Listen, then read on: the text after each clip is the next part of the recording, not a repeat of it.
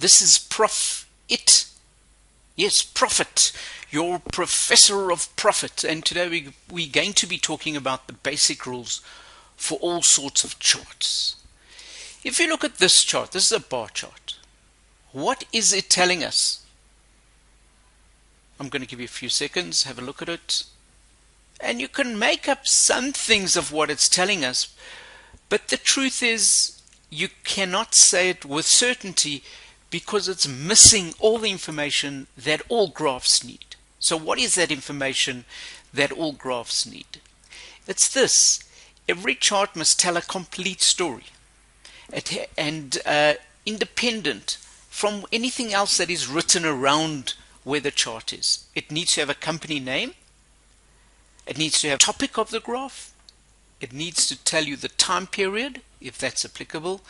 It needs to tell you something that's on the x-axis and the y-axis, and it needs to have a data legend.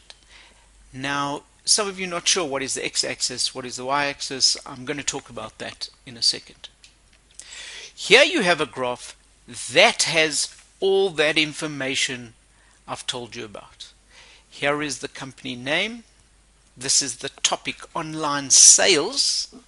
And it's telling you, so the company name, Designer Shirt Company, the topic, online sales, then it's showing you January and April, from January to April 2017.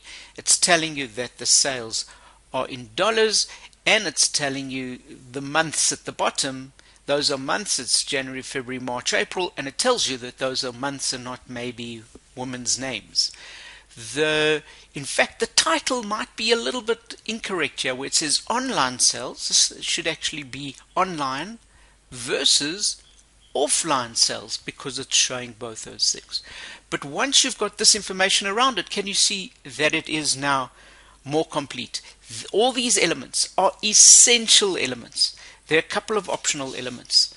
The optional elements are what we call data labels and data tables.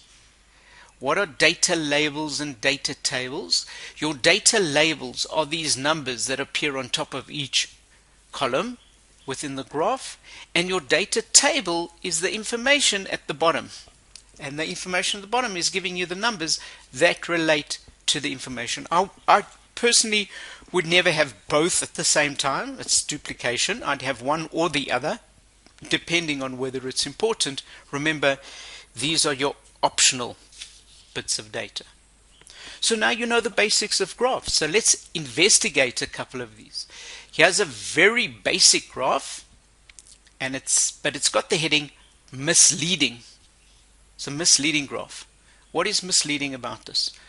It's got some information, the XYZ company, it's dollars. It's not telling us at the bottom that those are employees, but let's say it is. What possibly could be wrong with this? If you look very carefully, Alice is got one block, Bruce has got two blocks.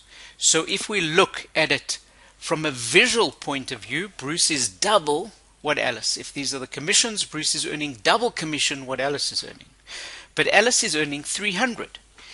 And if Bruce is earning double what Alice is earning, or he should be earning 600, not 400. So there's something wrong over here. And what is wrong in the construction of this? The problem is a bar graph has to start at 0. So here's a golden rule for you. All bar graphs have to start at 0. If they don't start at 0, they will be misleading. And just by simply starting at 0, you can see Alice is 3.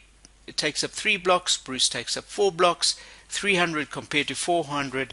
It's now in the correct proportion. Let's have a look at another type of misleading graph.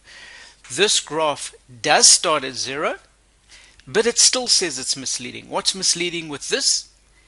And if you look at the scale on the left hand side, it's now showing you that it's not going up in even steps. It goes up in 40s, but then all of a sudden jumps to a different sequence number, and it makes the sales of 2011 look very much similar to 2010, when if in reality, and now I'm going to put in the correct one with the right scales, can you see that the proportion is completely different?